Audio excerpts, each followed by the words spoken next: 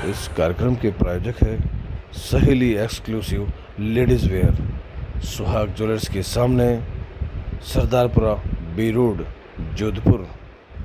Western outfit, dress material, readymade suit, designer कुर्तियाँ, Patiala suit, leggings, stoles, दुपट्टे, jeans, trousers, oh my god, वगैरह वगैरह वगैरह। आज हम बात करेंगे चर्म रोग विशेषज्ञ डॉक्टर M.K. सिंघी साहब से। सिंघी साहब वरिष्ठ चर्म रोग विशेषज्ञ है और अब केवल चमड़ी की बीमारियां ही नहीं, जो नई समस्याएं हैं और ख़ास तौर से फिल्म हीरो हीरोइन खूबसूरत रहने के लिए बाल उगाते हैं, तो वैसी कई सारी बातों हैं अब हम सबसे करेंगे। नमस्ते डॉक्टर साहब। नमस्कार विजय जी। डॉक्टर साहब, इन दिनों गंजापन एक बड़ी समस्या है, खास तौर से उनके लिए जो अपने स्टाइल से जीना चाहते हैं, जिनको परवाह है कि हम गंजे नहीं रहे हैं, उसके लिए गंजापन जो है एक समस्या कोई नई नहीं है, ये सदियों से चली आ रही है। फ़र्क सिर्फ इतना आया है कि अब पिछले कुछ सालों से आदमी की अवेयरनेस अपने लुक के प्रति बढ़ गई है। और दूसरी बात यह है कि पहले सबको पता था कि गंजापन है, कोई ट्रीटमेंट नहीं है, तो कुछ करने का नहीं है, तो कुछ बात नहीं होती थी। लेकिन अब चूँकि हमारे पास बहुत सारे के ट्रीटमेंट्स आ गए हैं जिसमें हम गंजेपन में काफ़ी कुछ सुधार ला सकते हैं, तो इस वजह से पेशेंट अवेयरनेस भी बढ़ी है और पेशेंट का वो जो आउटलुक होता है कि भाई हाँ गंजा है तो मैं क्यों हूँ, ये भी एक डिजीज़ है, मेरा इसका करेक्शन होना चाहिए। एक्चुअली डॉक्टर साहब, पहले ये था कि केवल महिलाएं खूबसूरती पर ध्यान दिया करती थी, पर इन दिनों आपके पास जो मरीज आ रहे हैं वो पुरुष और महिलाओं में अब वो जो बॉडी की जो स्टाइल है और जो चेहरे का जो है, एक छोटे छोटे दाग के लिए, छोटे छोटे स्पॉट्स के लिए, छोटे मोल्स के लिए पुरुष, लड़के, लड़कियां, इवन जो 40 और 45 के आसपास के हैं वो भी अब पेशेंट्स आने लगे हैं।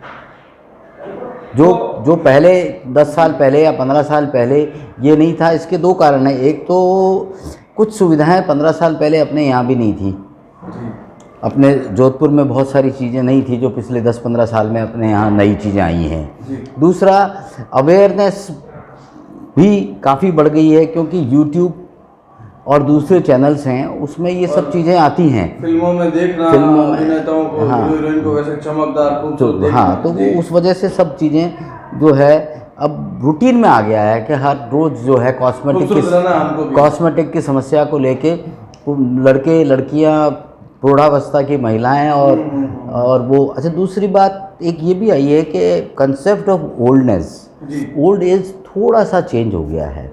जैसे पहले अपन 50 साल के आदमी को कहते थे कि बूढ़ा हो गया, गए, है ना, रिटायर्ड, अब 50 का हो गया, अब क्या करना है। But now it is changed. अभी 60, 65, 70 तक आदमी अपने आप को फिट मानता है, अपने आप के काम करने के लायक समझता है। तो वो जो एज जो गैप आया 15 साल, 10 से 15 साल का, पहले 40 होते ही प्रौढ़ हो गया। 40 को आज भी अपन कहते हैं कि प्रौढ़ अखबार में आज भी जो कटिंग आती है कि एक 45 साल के प्रौढ़ व्यक्ति का वो एक्सीडेंट हो गया, तो 45 वाला प्रौढ़ नहीं है आजकल, 50 बुजुर्ग के घर में चोरी, बुजुर्ग। तो ये अब बुजुर्ग का क्राइटेरिया इवन WHO ने भी बदल दिया है, बड़ा हो गया। तो अब 60, अब मतलब बुजुर्ग या प्रौढ़ अवस्था भी 65 के बाद मानी जाएगी। जबकि उन दिनों 65 का मतलब तो बिल्कुल फिनिश था। 65 का मतलब तो बहुत वो था कि बुजुर्ग ऐसे हैं, बस घर में बैठ के खाना खाओ और कुछ मत करो, बस वो एक चेंज है। गंजेपन के लिए एक और इलाज है जो आप ट्रांसप्लांट करते हैं बाल। हाँ बिल्कुल, उसके बारे में कुछ बताएं। ट्रांसप्लांट में क्या है कि इसमें 2 तरीके से ट्रांसप्लांट होता है। एक तो होता है FUE और एक होता है FUT, follicular unit transfer and follicular unit extraction. दोनों में फ़र्क ये होता है कि जो FUT है उसमें हम क्या करते हैं, पीछे से बालों की एक स्ट्रिप लेते हैं, बैक से पूरी स्ट्रिप ले लेते हैं। उस स्ट्रिप में बहुत सारे बाल होते हैं, फिर उसको रख के उसमें से एक एक बाल की जड़ को अलग अलग करते हैं, बिल्कुल छोटे छोटे पीस करके स्टाफ को दे देते हैं। जो ट्रेंड स्टाफ होता है वो एक एक को जड़ सहित अलग करता रहता है। तो उसमें हम 3-4 हज़ार 5 हज़ार बाल एक साथ निकाल देते हैं और फिर वो उन बालों को आगे की तरफ एक स्पेशल इंस्ट्रूमेंट टाइप आती है, ट्रैकुला टाइप, उसमें छेद होता है, उसके अंदर डालते हैं, उसको अंदर डालते हैं, वो बाहर निकालते हैं, बाल की जड़ अंदर रह जाती है।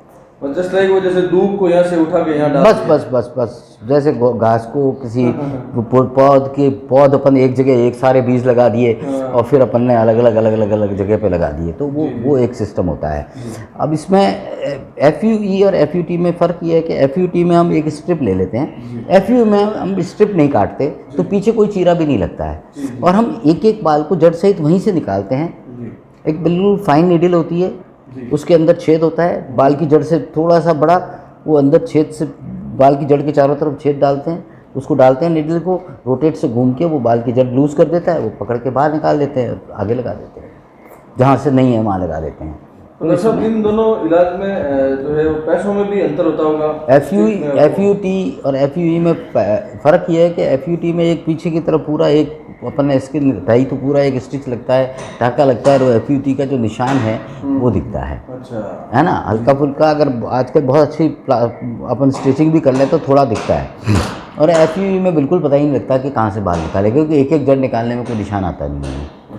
और दूसरा तो सर्जिकल जो चाहिए वो कम हो जाता है, लेकिन FUE ज़्यादा टाइम लेता है। अच्छा, वो जो स्ट्रिप वाला जो है नहीं, वो एक सिंगल निकालने का वो टाइम थोड़ा ज़्यादा लेता है। इसमें स्किल ज़्यादा चाहिए आदमी। अच्छा, इसमें टेक्निकल स्किल चाहिए, काट के उसको दे दिया, वो पीस निकाल के अलग अलग करते रहेंगे। ये तो सुनने में दर्दनाक लगता है, वो स्ट्रिप काटना और ये तो सिंगल आजकल ज़्यादातर सिंगल ही करते हैं, और वो शायद ज़्यादातर सिंगल ही करते हैं। जो लोग ट्रांसप्लांट करवाते हैं मानो, हाँ, वो किस तरह के लोग आते हैं? स्ट्रिप पसंद कर रहे हैं या सिंगल? नहीं, मोस्टली सिंगल ही पसंद करते हैं, क्योंकि उसमें अपने को बाद में कुछ भी नहीं करना है। 5 से 7 दिन के लिए उसको थोड़ा सा सर का ध्यान रखना है कि वो उसको स्क्रैच नहीं करे, और बार बार उसको मॉइस्चर सलाइन वाटर से मॉइस्ट करता रहे, और 5-6 दिन के लिए थोड़ा सा घर में ध्यान रखना है, उसके बाद कोई दिक्कत ही नहीं है।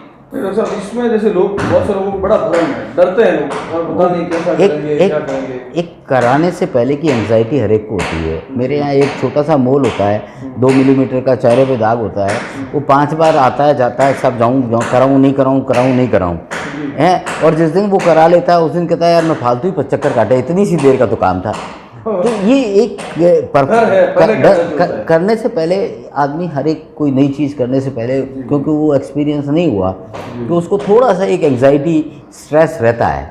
और वो क्या होता है, दूसरी बात, वो 50 जगह पूछता है और 50 जगह से अलग अलग आंसर मिलते हैं, वो यूँ डर जाता है। तो वो अच्छा, एक्चुअल जो यूज़र है उसके पास से तो कभी पूछने जाता ही नहीं है। अगर वास्तव में किसी को ट्रांसप्लांट कराना है तो जिन्होंने कराया है उनसे बात करें, बजाय इसके कि पब्लिक की ओपिनियन वैसे ही लेता रहे।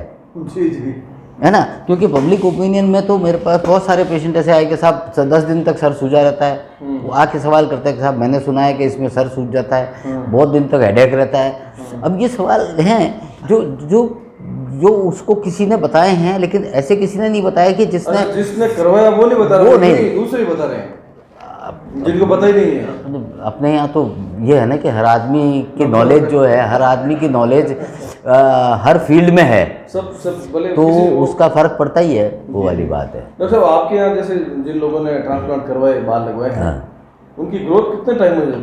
देखिए, इसमें हम 6 से 9 महीने का टाइम लेते हैं। अच्छा, 6 to 9 मंथ ठीक है, फुल ग्रोथ आने में। तो अब तक जिन लोगों और ने 90 जितने भी हेयर ग्राफ्ट करते हैं, यूजली रूट्स ग्राफ्ट करते हैं, तो 2000 से 2500 root at a time graft करते हैं। दैट टेक्स अराउंड 5 से 6 घंटे से 7 घंटे लग जाते हैं उसमें। तो उसमें से हम मान के चलते हैं कि 95% रूट्स जो है वो अब टेक ऑफ कर लेगी और उसमें हेयर्स आ जाएंगे। अब तक जो आपके यहाँ जिन लोगों ने करवाया, जैसे आपने किए हैं, उनमें से कोई ऐसा है कि मेरे बाल नहीं हो गए अभी तक? और नहीं, उनमें से अभी तक तो एक भी ऐसा तो एक भी नहीं। आपने जितने भी किए, सबको बिल्कुल कुछ संतुष्ट हैं। कुछ लोग ये जरूर कहते हैं कि साहब मेरे को जितने फिलिंग चाहिए थी उतनी डेंसिटी नहीं आई। उसकी वजह ये होती है कि एरिया अगर खाली ज़्यादा है, अच्छा, ज़्यादा जगह से ज़्यादा खाली गंजापन ज़्यादा है, और उसके नंबर ऑफ हेयर्स जिससे अपन निकाल सकते हैं वो कम है। जैसे अपने पास अपने को उसकी रिक्वायरमेंट 8000 हेयर रूट्स की है और अपन 5000 ही निकाल पाए हैं, तो वो 3000 कम है, तो उसमें थोड़ी स्पाइसिटी रहेगी। वो हम पहले ही समझा देते हैं कि भाई हाँ ऐसा तो रहेगा, दिस विल हैपन, वो वाली बात है। मतलब बाल उगाने का, गंजेपन का जो ठीक करने का, इसके अलावा और कोई तरीका नहीं है? ये तेल लगाते हैं, इंजेक्शन दिखा रहे हैं टीवी पे, ये नहीं, इसमें देखिए, इसमें एक PRP करके और साधन होता है जी प्लेटलेट रिच प्लाज्मा। जी वो भी जिनके बाल में बहुत ज़्यादा डेंसिटी कम नहीं हुई है और हेयर लॉस हो रहा है, स्पेशली फीमेल्स जहाँ ट्रांसप्लांट कम कराते हैं, अच्छा अच्छा उनके लिए PRP एक अच्छा उपाय है जिसमें हेयर की डेंसिटी बढ़ाई जाती है। अच्छा 1 महीने में 1 इंजेक्शन लगता है या 20 दिन में 1 बार लगाते हैं। आपके खुद के ब्लड से ही प्लेटलेट को कंसंट्रेट करके जी सेंट्रीफ्यूज करके और सर में इंजेक्ट करते हैं, और इसका रिजल्ट भी काफ़ी अच्छा मिलता है और हम इसको भी रेगुलर करते हैं जी। अच्छा, ये आपके यहाँ होता है? ये हम रेगुलर करते हैं। तो PRP जो है एक अच्छा है और ये आजकल काफ़ी चलन में है। जो लोग ट्रांसप्लांट से डरते हैं या जिनके पास इतनी ज़्यादा बिल्कुल गंजापन नहीं है लेकिन डेंसिटी कम हो गई है, थोड़ी सी जगह कुछ जगह कम डेंसिटी हो गई है, गैप हो गया है, तो उसमें PRP करके काम चल जाता है। अच्छा, तो बहुत ज़्यादा गंजापन है तो ट्रांसप्लांट के अलावा बिल्कुल खाली जहाँ जगह हो गई है वहाँ ट्रांसप्लांट ही होगा। जहाँ बीच बीच में बाल हैं और बीच बीच में कम हो गया है वहाँ PRP इसमें इफेक्टिव हो जाती है। तो डॉक्टर साहब, ये PRP का जो खर्चा है वो बाकी ये जो दोनों आपने बताया उससे कम है, ज़्यादा है? PRP तो काफ़ी कम सस्ता पड़ता है। अच्छा, सस्ता पड़ता है। हाँ, तो इसमें क्या सर डॉक्टर, वो इंजेक्शन आप ब्लड निकालते हैं, 20 ml ब्लड निकालते हैं, जी उसको सेंट्रीफ्यूज करके कंसंट्रेट करते हैं। प्लेटलेट का कंसंट्रेट तकरीबन 1.5 से 2 ml निकलता है जी, और वो 1.5 से 2 ml कंसंट्रेट जो है वो हम इंजेक्ट कर देते हैं सर में, जहाँ गंजापन है उस हाँ उस एरिया में, मल्टीपल जगह पे। मतलब उससे कोई बहुत ज़्यादा दर्द वाली और नहीं बात नहीं नहीं नहीं नहीं नहीं नहीं है ज़्यादा। डॉक्टर साहब, ट्रांसप्लांट के लिए जो आपने बातें बताई, मेरे हिसाब से जो हमको देखते हैं, हमें देखेंगे, उनको अच्छा लगेगा और उनके ज्ञान के लिए बहुत अच्छी बात है, क्योंकि आजकल गंजापन एक बहुत बड़ी समस्या हो गई है। हर तीसरा चौथा आदमी समस्या है, बिल्कुल है, बड़ी समस्या और है। हेयर लॉस की समस्या भी काफ़ी आ रही है। बिल्कुल, और अभी जो है ना, ये कोविड होने के बाद भी हेयर लॉस एक काफ़ी लोगों को हो रहा है। टेंशन और नहीं, कोविड की वजह से भी। अच्छा, कोविड के 3 महीने 4 महीने के बाद में, 2.5-3 महीने बाद कोविड के बाद में हेयर लॉस की समस्या है, ऐसे मरीज आए हैं आपके पास? काफ़ी आए हैं। तो उनको क्या इलाज दिया डॉक्टर साहब आपने? उनके लिए अलग ट्रीटमेंट होता है हेयर ग्रोथ के लिए, क्योंकि वो एक टेम्प्रेरी फेज होता है हेयर लॉस का, अच्छा उसमें वापस आ जाते हैं। अच्छा अच्छा इसलिए उनको थोड़ा सा एश्योरेंस करना पड़ता है और साथ में टॉनिक्स वगैरह देते हैं, कुछ लोशंस आते हैं वो देते हैं। उससे कोविड, पोस्ट कोविड, किसी भी इलनेस में, कोई भी तरह की इलनेस होती है, अगर जी जी जी आदमी को अगर 10 दिन से ज़्यादा बीमार रहता है तो हेयर लॉस का चांस रहता है। पहले भी हुआ था, टाइफाइड होते थे तो बाल झड़ते ही थे ना, वो कोविड भी एक इन्फेक्शन तो है ही है। तो डॉक्टर साहब, कुल मिला के ये पता चला आपसे कि अब जो है वो क्राइटेरिया जो बुढ़ापे का है, जो शब्द है बूढ़े हो गए हैं, वो क्राइटेरिया बाहर आ गए। अब बूढ़े होना कहना गलत बात है, बंद हो गए हैं। 60-65 तक ना बोलें। अच्छा, आपके हालांकि मैं भी 65 पहुंच रहा हूँ इसलिए, लेकिन अपने आप को बूढ़ा नहीं मानेंगे अभी। अच्छा डॉक्टर साहब, ये जैसे जो आपके पास ट्रांसप्लांट कराने आते हैं, हाँ। उन ट्रांसप्लांट करवाने वाले जो लोग आ रहे हैं, उनकी एज ग्रुप क्या आ रही है, ज़्यादा कौन सा है? एज ग्रुप मोस्टली जो आ रही है वो 30 से लेकर के 40 के बीच की है। अच्छा, 30 से 40। तो ये तो फिर मैरिड लोग ही होंगे, शादी हो चुकी वाली बात ही है ये तो। मोस्टली वही है, Mostly- मोस्टली वही है, मोस्टली वही है। मोस्टली वही है। और संतुष्ट होके जा रहे हैं सब लोगों के इलाज। बिल्कुल बिल्कुल। तो साहब, ये जोधपुर में आपने कब से शुरू किया है ये ये ट्रांसप्लांट? तकरीबन 3 साल हो गए। जोधपुर में 3 आपको साल। ये करते हुए 3 साल हो गए। 3 साल। अभी जोधपुर में भी ये अब लोगों का इंटरेस्ट अभी बढ़ा है, अभी डर इंटरेस्ट खत्म बढ़ा हुआ है, डर लोग खत्म आने हुआ है, शुरू अब लोग पहले आने इसके लिए लगे। था कि ये अहमदाबाद, दिल्ली, मुंबई यहीं तक नहीं नहीं, अब जोधपुर में आराम हमारे से शहर में कोई भी कोई काम दिक्कत बहुत easy नहीं हो रहा है। है। हाँ, तो आप में से भी कोई हेयर लॉस की प्रॉब्लम है या जिनको ट्रांसप्लांट करवानी है, बिना डर के डॉक्टर एम के सिंह साहब से मिल सकते हैं। शास्त्री नगर में बैठते हैं डॉक्टर साहब, और आप इनसे मिले और पहले अपने सवाल कर लें जिनसे आप डरते हैं, वो डर खत्म कर लें, उसके बाद आप ट्रांसप्लांट करवाएं और बिल्कुल फिल्म स्टार हीरो की तरह लगेंगे। नमस्कार डॉक्टर साहब। नमस्कार, थैंक यू, धन्यवाद।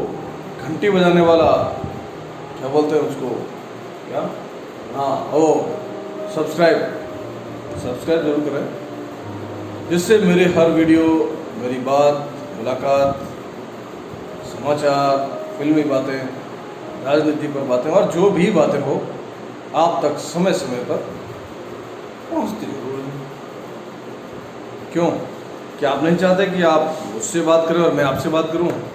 उसके लिए ज़रूरी है कि आप लाइक, शेयर, कमेंट एंड टिंग टिंग जरूर करें।